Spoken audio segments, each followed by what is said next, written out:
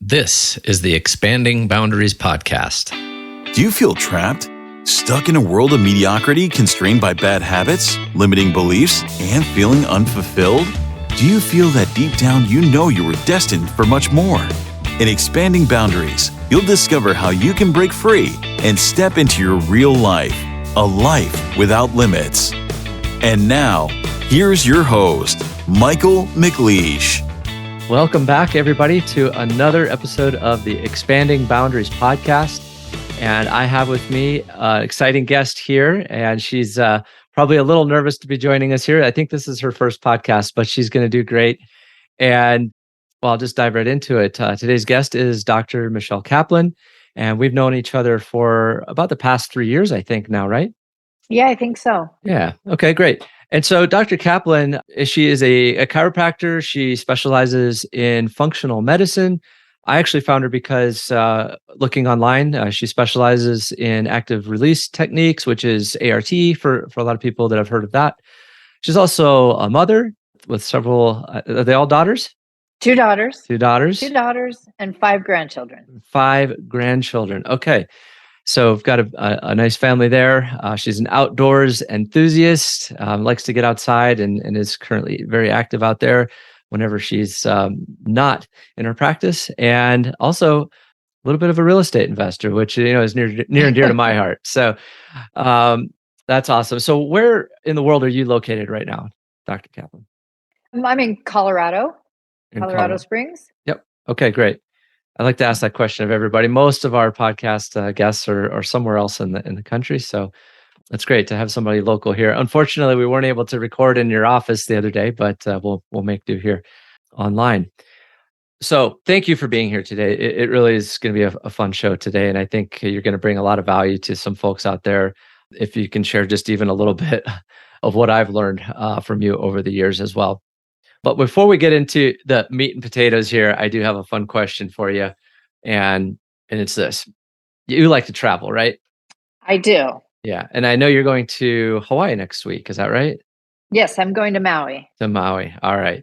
So this question actually is, I'm going to make you pick a place you've never been. But if you could go anywhere in the world and have to stay there for 60 days, where would you go? 60 days. I think I'd go to Bali. Bali. Why there? I've heard a lot of wonderful things about Bali and the energy there and all of the healing arts. And I've been curious about that for quite some time now. So that would probably be, it's a tough choice. I'd go anywhere with a beach, truly, but yeah, Bali's on my bucket list. Oh, that sounds amazing. And you said there's different types of healing, like that's in the things there. What's the specific modality that would be prominent there? Well, I don't think there is a specific modality. I think it's natural healing, all kinds of healing arts, from sound therapy to meditation, yoga. I think there's, from what I've heard, like I said, I've never been there, so I don't know, but I'd love to explore all that it has to offer. Okay, that sounds amazing. What would be like your top 3 bucket things you would have to do while you're there? People have told me that they think that I would really like it. They've said that the food is really good and fresh, and I think I'd like to experience that. When I travel, I like to experience the native culture of the areas that I go and the native foods. So I think I'd probably just like to explore and see what it's all about. All right. And now you talk about food, and actually this is something I thought I might ask you, and since you mentioned it, what outside of maybe this particular trip, since you haven't been yet, what's the most exotic food that you've ever ate? The most exotic food? Gosh, that's a tough one. I've eaten all kinds of foods: Indian food, Thai food, Mexican food, Latin American food. I like to taste and experience all different kinds. German food. I was in Europe. What would be just shocking to like your friends here that you know locally that don't travel as much? That I've done that? Yeah. I don't do shocking things, probably. So I don't know that I have anything very shocking. I haven't done I don't really enjoy raw food or sushi. So, Yeah. I kind of steer away from that. I like spicy food, nothing too dramatic. Yeah. Okay. Well, no problem at all. So last question on the travel side of things. I think this is always interesting what people come up with here. And because you go to Hawaii regularly, and you've traveled quite a bit from what I can tell or what I've known about you. Besides the obvious like clothing and toiletries specific to that trip, what's one thing that you never leave home without when you're traveling? I generally don't leave home without a whole bag full of essential oils and homeopathics because you never know what might come up and you never know what effects those foods you might experiment and try might have on your body. So I Yeah. take a lot of things with me in case I can't find them where I'm going. Okay, perfect. So just being prepared for anything there, and you've got a little toolkit to help you get through that. I do, and I'm very well known for overpacking. So it's the old Girl Scout in me, I guess. I'm always prepared, and I just make sure I have everything that I think I could possibly need. Okay, I am much the same way. I'm trying to get better, but yeah, I tend to pack for 3 or 4 of me instead of just me for the one trip. So. Yeah, I've got it down to a science. So if you need some tips. All right. Well, today I really wanted to get into more of what you do, somewhat more of a subject matter expert here in the world of healing and the world of medicine. And if you don't mind, I'd like to just dive or rewind a little bit because I've known you obviously as a chiropractor and a healer, but you weren't always in that world in your career. So, how did you get started in that practice? That's right, Michael. Chiropractic is a second career for me. I was a wedding coordinator for 17 years prior to my chiropractic career. I have my undergraduate degree in biology with a minor in chemistry. And as a child growing up, I had always dreamed of becoming a veterinarian. And that didn't pan out for many reasons.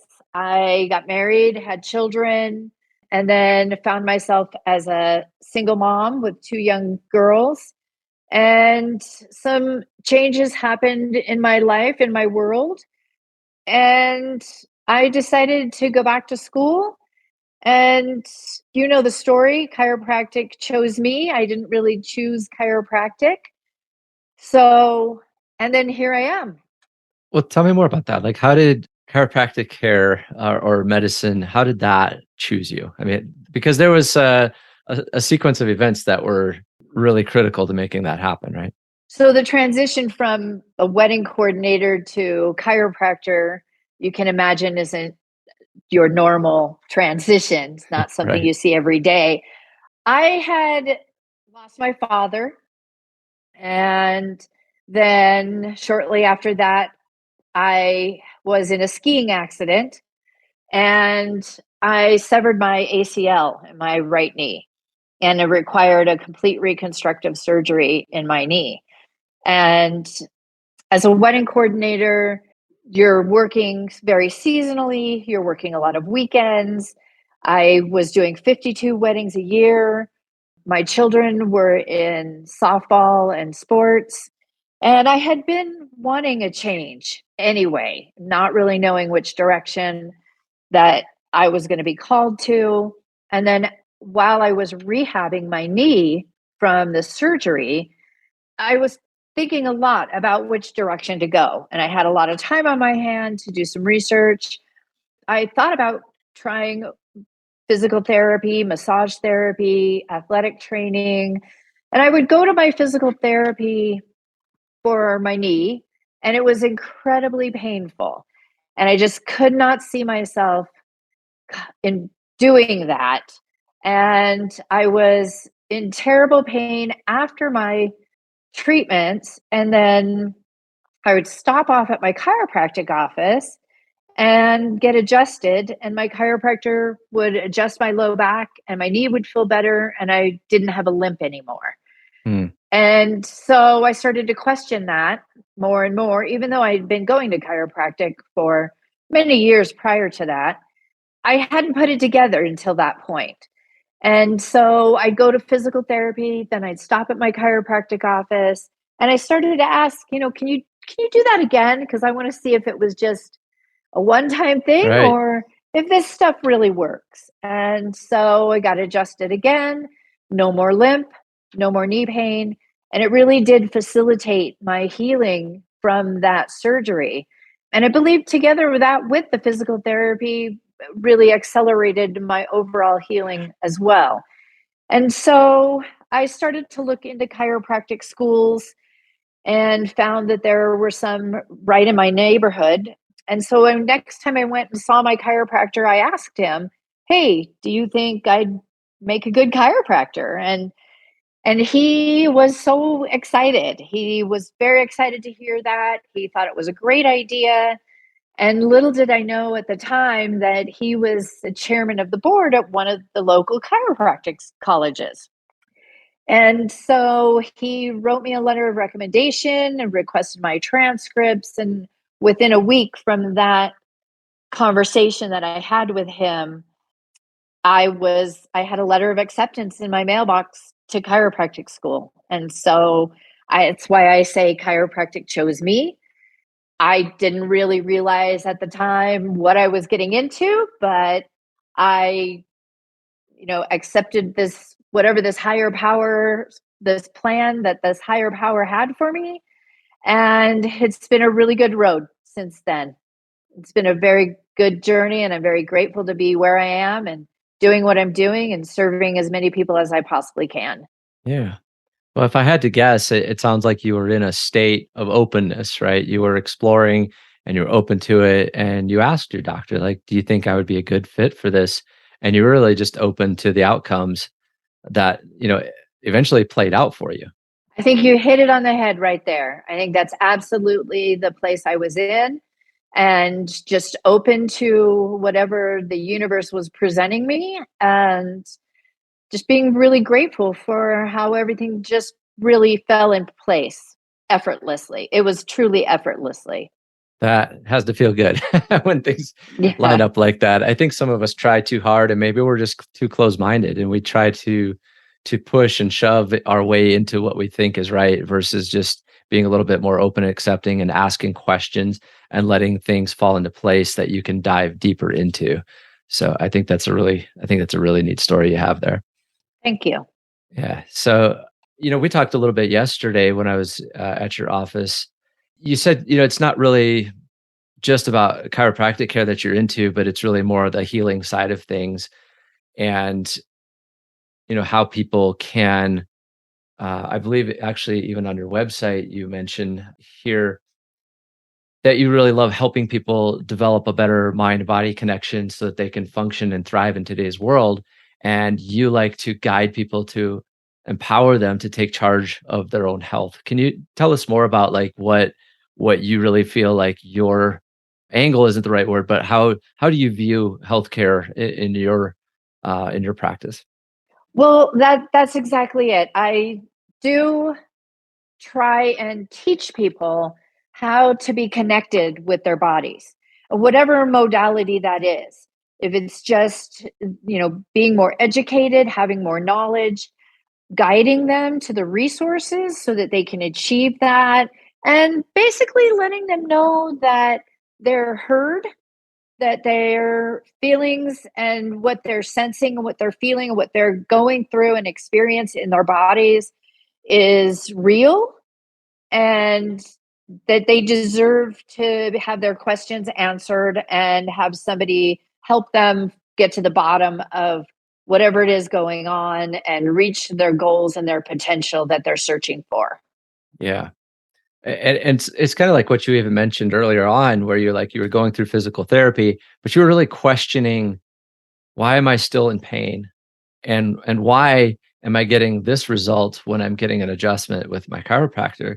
And frankly, that's what led me to you in the first place, was because I had some neck issues, and I saw a neurosurgeon, and his diagnosis was like, yeah, you've got a ruptured disc, and let's go ahead and get you scheduled for surgery in 2 weeks, and we'll remove, you know, this part of your neck, and we'll screw it all together and make it stiff, and you'll lose some mobility, but this is what we do. This is your pretty much your only option. And I had to question it. I was like, is there any other way? Like, I'm really not keen on surgery. He's like, well, it's a longer road. It might not work out, but you could do a more conservative path. And he's like, maybe talk to somebody that can help you loosen up some muscle tissue or something. And he was really kind of non-specific about where to even go from there, because he really wanted to do the surgery. And what I found was, I wasn't living in Colorado Springs at the time, but I found a functional medicine doctor there in Greenville, South Carolina, where I lived. And he worked on just loosened up some muscles in my neck, wouldn't even adjust me. He was also a chiropractor. But within 2 weeks, like, most of the numbness that was in my arm went away. And it was this big aha moment. And, then I moved to Colorado Springs, and I was looking for a practitioner that kind of understood that there's more to life than surgical intervention when it comes to having pain. So, and I think you and I've talked about that even in the beginning about, questioning things, and there's a reason why you feel a certain way. Absolutely. And, there's definitely a place for Western medicine. And I always say, if you go to a surgeon, you're going to get surgery as an option. I mean, that's just a given. I think there's a YouTube video I oftentimes recommend. I may have recommended it to you. In fact, it's about 5 questions that you should always ask your doctor. And one of those questions is, doctor, is this really necessary? And another of those questions is this the only option? And I believe that there are options generally in most cases. And I like to help people find out what their options are. Your options may be different than the next person's, or different than my options. Absolutely. Yep. But there's always options. And I also like to help people find out and answer this one question, and that I always ask, and that is, why? Why do you have this pain? Why do you have this inflammation? What is the cause of your dysfunction? For you, there were several underlying issues going on that were causing inflammation in all different systems of your body. And so we had to find out systematically how this is happening, why this is happening, where's this coming from? A lot of illnesses come from an inflammatory response in the body. And there are a number of things that cause inflammation, from trauma to an allergy to overuse, repetitive use, autoimmune disorders. The list goes on, right? And so I try and systematically I call it clearing the fog.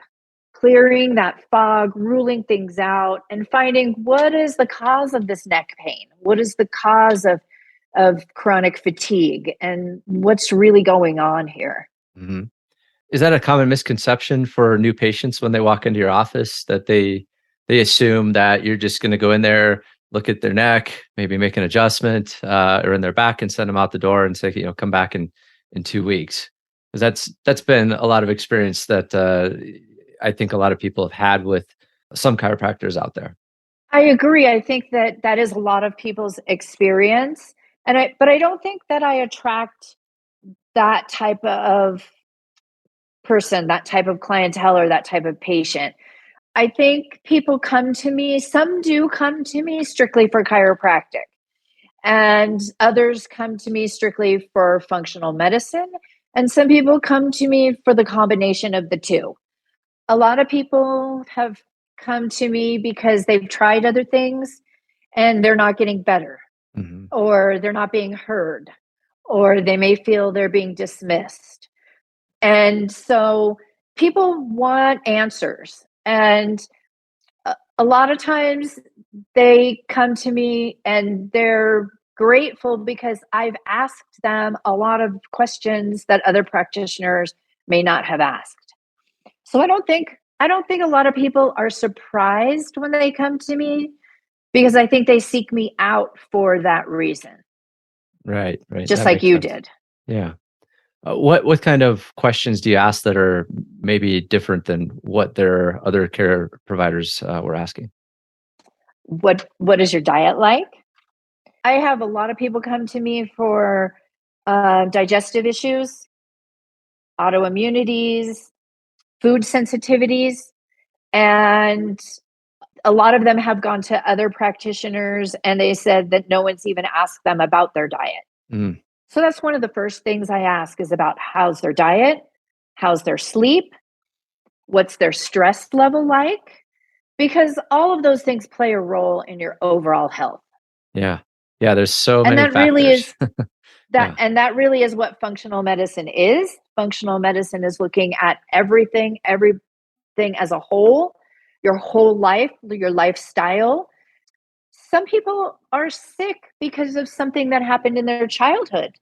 That they may have been exposed to toxins or a moldy home or environment, and they're not able to clear these toxins, and their body has been adapting, and their body's telling them a message: I can't adapt anymore. I need help.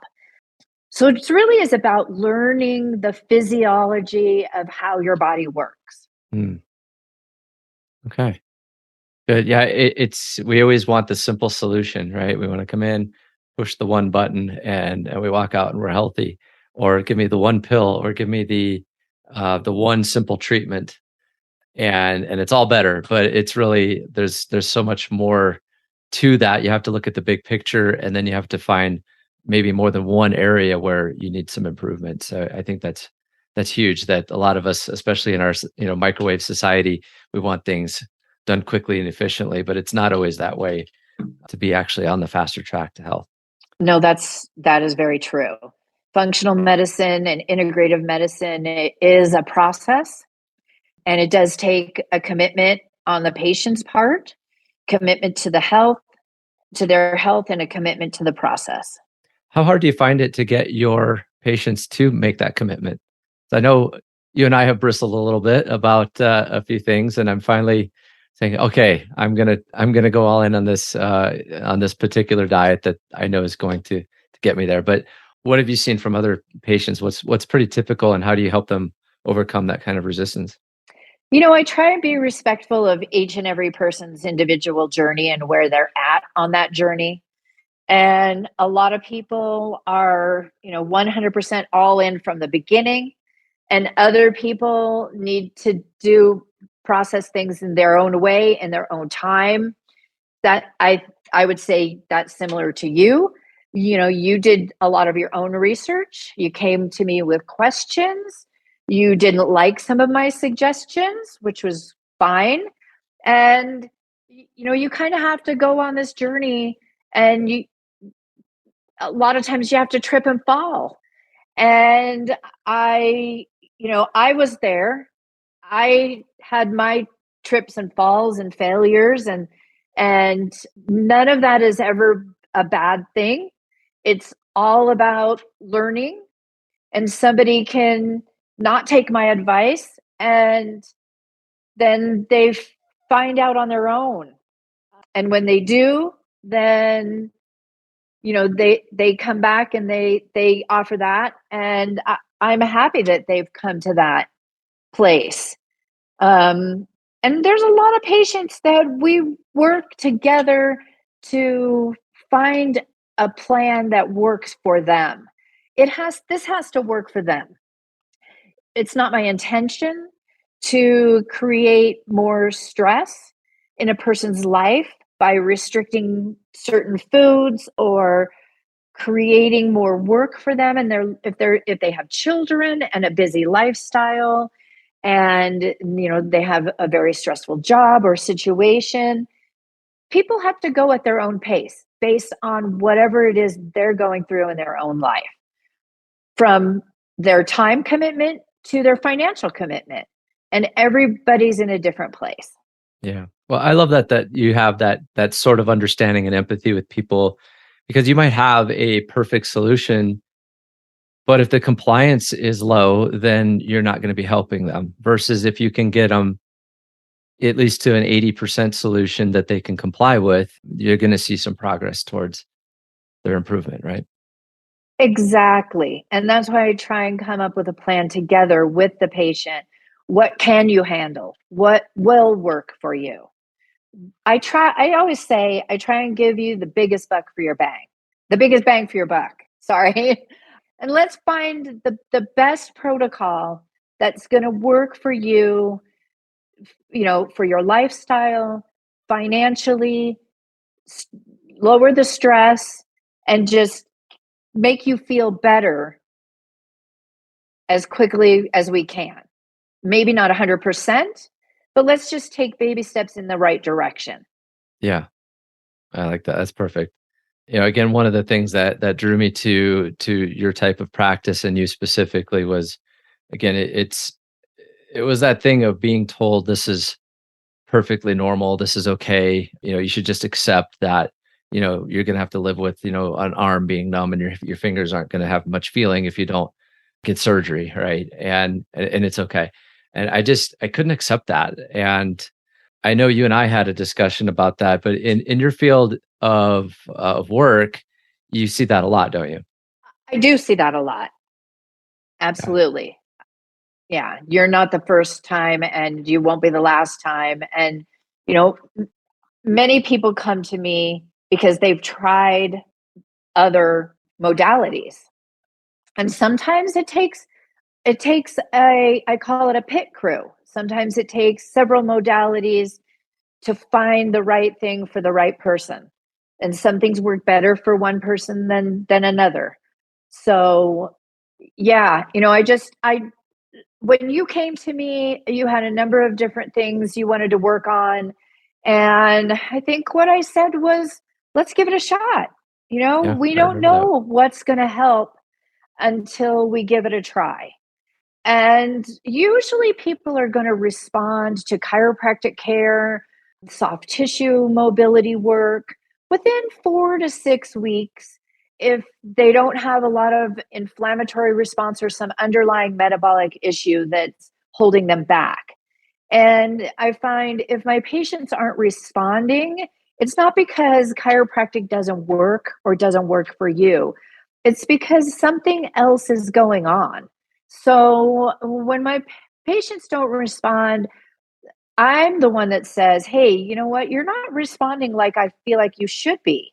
Let's look deeper into this and figure out, is there some metabolic issue or physiological issue that's underlying here that's holding you back from getting better? I remember like one of the first things you said, it was something to the effect of, if you're not improving and getting better as we're working together, then I am either not the right fit or I'm not doing my job correctly, right? And so I really appreciate your honesty with that, because a lot of people in your field, I think, are just like, well, we'll just keep coming week after week. And it's really frustrating to see somebody and trying to improve your health and you're getting the same result over time. And eventually, that person will typically just leave and try something new, right? That's my experience. That's my experience too. Yes. Wanted to ask you again, not everybody listening here, probably most people are not here in Colorado Springs.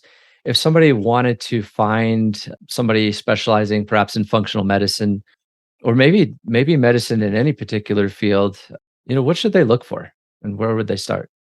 You mean if somebody was looking for a doctor, where would they? Well, another hard question, Michael. You're giving me all these hard questions. I think that depends on what's going on.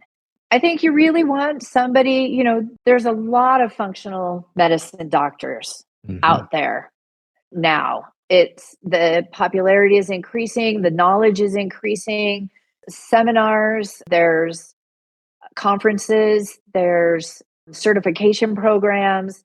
Not all functional medicine doctors are chiropractors. You don't have to be a chiropractor. Most functional medicine doctors go into functional medicine because they either themselves or they have a loved one that has gotten sick that traditional medicine has not been able to help or they feel has failed them. So it's those doctors that have looked at alternatives or looked at further testing or asked further questions that have been able to help themselves or help their loved ones that have then dove deeper into this. And there's a lot of big names, Jeffrey Bland, he's the father of functional medicine, Datis Karazian, he's a researcher and an educator and a brain-based doctor. And you can find them by doing, internet searches, or there's the Institute of Functional Medicine. You can just put in your zip code and find a functional medicine doctor. But I think the key is are they going to be the right fit for you? Right. Yeah, and how do you discern that? Like, how do you, is there an interview process or some questions that you should always ask before you As really a invest in patient, one? as a patient, I for me, Michael, it's about a feel. It's about a feel. So I offer everybody who's interested in seeing me, whether they want to see me for chiropractic care or functional medicine, or I work with a lot of pre and postnatal women and infants and children. I work with a lot of different people, but I offer anybody who's interested in my care a free 15-minute telephone consultation. So it's a in-person conversation. It's not in person, it's on the phone, but it's a conversation. It's not a text, it's not an email. And I ask them certain questions. What do you hope to achieve? What are your goals? What are your chief complaints? What's going on? Give me a little bit of history. How long has this been going on? And, that 15 minutes sometimes turns into 20, 30 minutes, but I talk to them about how I would approach this issue on their behalf. And, and usually in that 15 minutes, you can decide if this is going to be a good fit or not. I think you and I did that in the very beginning. Yeah. Yeah. I mean, usually in 15, 20 minutes, you can decide, you'll know if this is going to be a good fit or not. Okay. So, spend a little bit of time and then ultimately go with your gut. If it's feeling good, take the next step. And if not, you'll know that, right? Right. So, okay. Well, I want to be respectful of your time. We'll start winding down here a little bit more. And before we go, though, I wanted to ask, what is one simple action or tip or advice that you could give the listener here that they could implement in their lives that would most expand their boundaries today? And what I mean by that in this case is maybe expand their health. One tip or advice. Mm-hmm. If there's one thing that I think is important for everybody, it would be to work on their sleep and get really good sleep. Because when we sleep, we rest, we digest. And if we're not sleeping well, then everything else kind of falls off the wagon from there. That is so true. It's hard to find just one. It's hard to Yes. find just one because as I'm saying all this, I'm thinking, well, the blood sugar is important too. And there's so many things. Yeah. We could probably do a whole show just into those two topics in and of themselves. All right. Well, how can our listeners here find you or connect with you?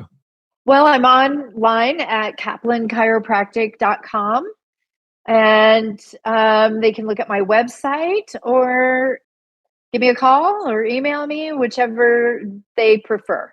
Okay, perfect.